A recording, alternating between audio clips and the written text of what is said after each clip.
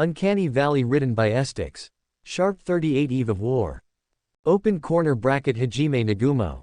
The palace was quiet at this hour. Most people were either asleep or trying to pretend they could sleep. It was the quiet that only came after everyone had finally stopped talking about the things they couldn't fix. I wasn't sleeping. Neither was you. We were given a room in the guest wing, something that used to be fancy before half the palace got torn apart. Now it was just 4 walls and a bed that didn't creak too much. Yu's skin was warm against mine. Her breathing had that softness it got when she was completely relaxed. Her blonde hair spread across the pillow like silk. Her hand moved lower, and suddenly I wasn't thinking about home anymore. Wasn't thinking about much of anything. The moonlight coming through the window cast everything in silver. Made you look even more beautiful than usual, if that was possible. Her red eyes caught the light when she looked up at me. I ran my hands up her sides, feeling the curve of her waist, the softness of her skin. She made a small sound in the back of her throat, and it was driving me crazy. Hajime. I could taste the wine we'd shared earlier on her lips, could feel the way her heart was beating faster.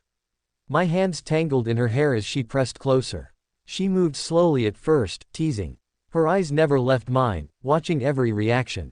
Reading me like she always did. Then faster. The bed creaked. The sound mixed with our breathing, with the soft sounds you made when she was lost in the moment. I sat up, pulling her closer, needing to feel more of her. She wrapped her arms around my neck, her forehead resting against mine. "Don't stop," she breathed. I had no intention of stopping. The world outside could burn for all I cared. You in my arms, her skin warm and soft, the way she said my name over and over, this was everything. That's when the breeze hit. Cold air swept through the room like someone had opened a door to winter. But there was something wrong with it. Something that made the hair on my arm stand up. The window that had been firmly shut was now wide open. And someone was sitting on the windowsill. Awful good time, Hajime Nagumo. You and I both froze. Rimuru sat perched on the window frame like he'd been there all along. He was still wearing that cracked white mask from the Colosseum, the one that looked like it might fall apart any second. My hands went for Donner and Schlag before I even finished processing what I was seeing.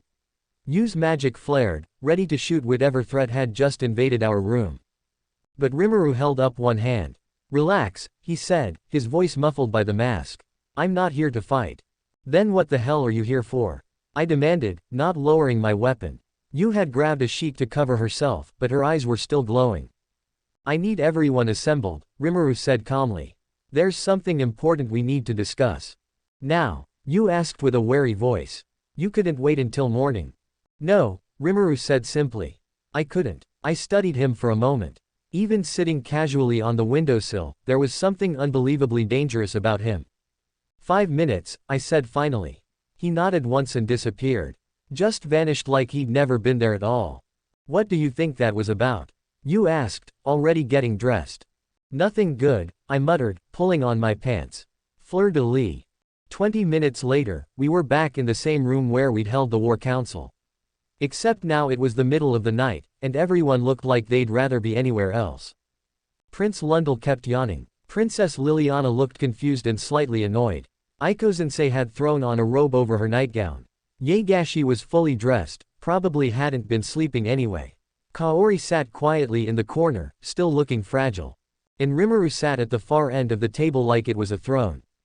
That dragon woman, Tio if I recalled, stood behind him, perfectly still and obedient. That was new. The dragon woman struck me as the type to do whatever she wanted, whenever she wanted.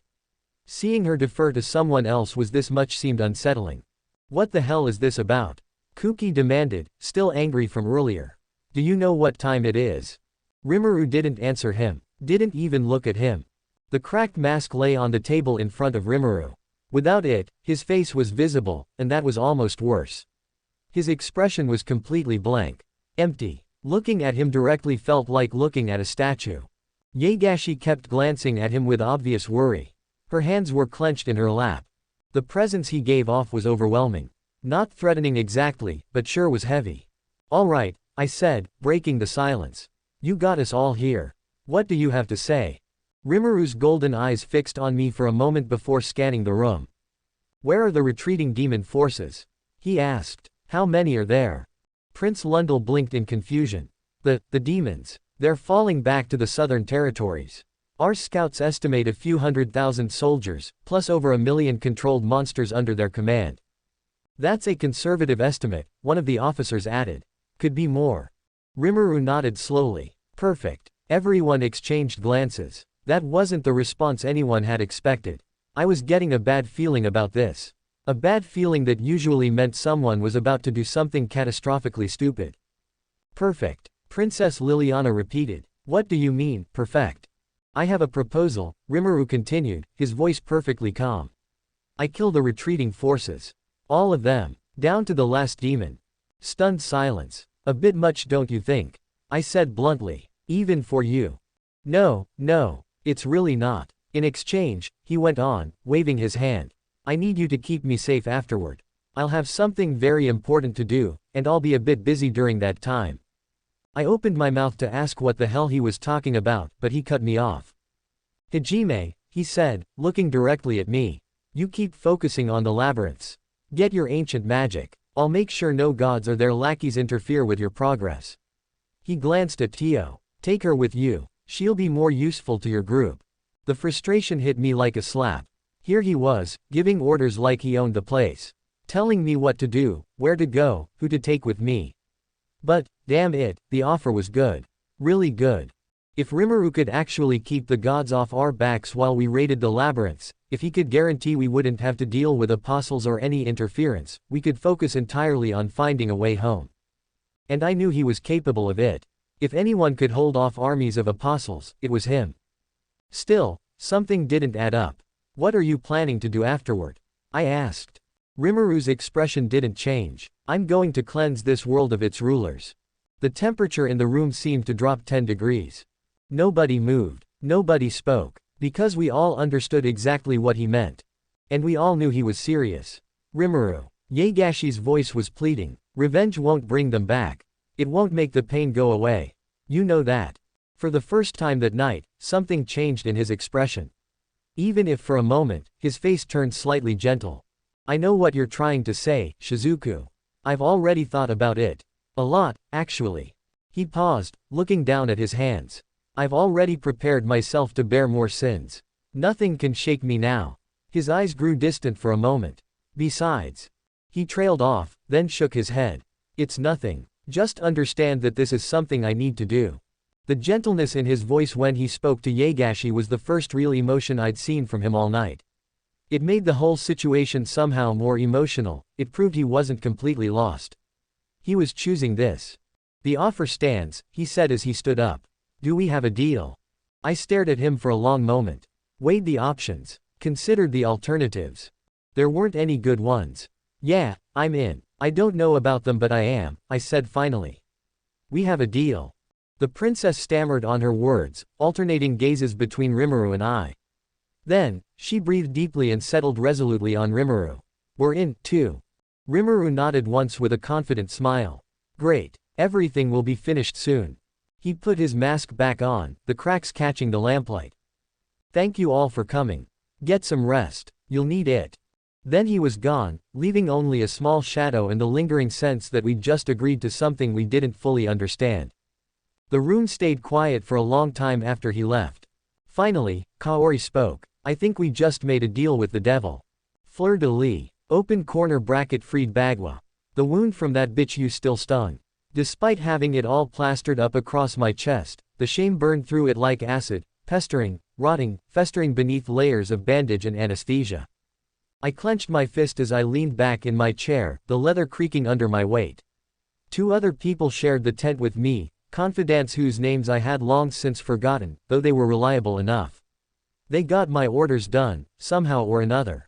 I'd given up remembering the names of every confidant serving under me.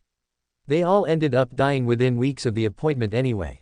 The packing futility of it all. I was drafting plans for our next assault, never mind that it might not come for months, perhaps years. But I needed something concrete to report to the Demon Lord, some semblance of progress to justify our continued existence even after total defeat. The parchment before me bore crude sketches of fortifications and troop movements, but my mind kept wandering to that accursed wound, to the humiliation that came with it. And I hadn't even faced that Rimuru tempest. That was when every hair on my arm stood on end. I looked around, suddenly alert. A strong breeze was swaying the tent walls, making the fabric ripple like water. But there was something else, an uneasiness settling deep in my bones, a wrongness I couldn't quite place. Finally deciding to trust the instinct that had kept me alive through countless battles, I signaled for my two confidants to investigate outside. They nodded and slipped through the tent flaps without question. I waited, and waited. Minutes crawled by, maybe more, maybe less.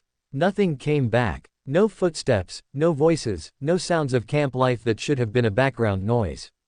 The breeze had stopped swaying the tent walls, but the uneasiness inside me had grown ever stronger. I found myself unconsciously tapping my foot against the ground. Something was very, very wrong. I stood up, approached the armor stand to the right of my desk, and unsheathed my sword. The weight of the blade brought small comfort one way or another. Then, I began chanting a defensive spell, weaving the words carefully to keep it on standby, ready to be unleashed at a moment's notice. But when I stepped outside the tent, the chants died in my throat.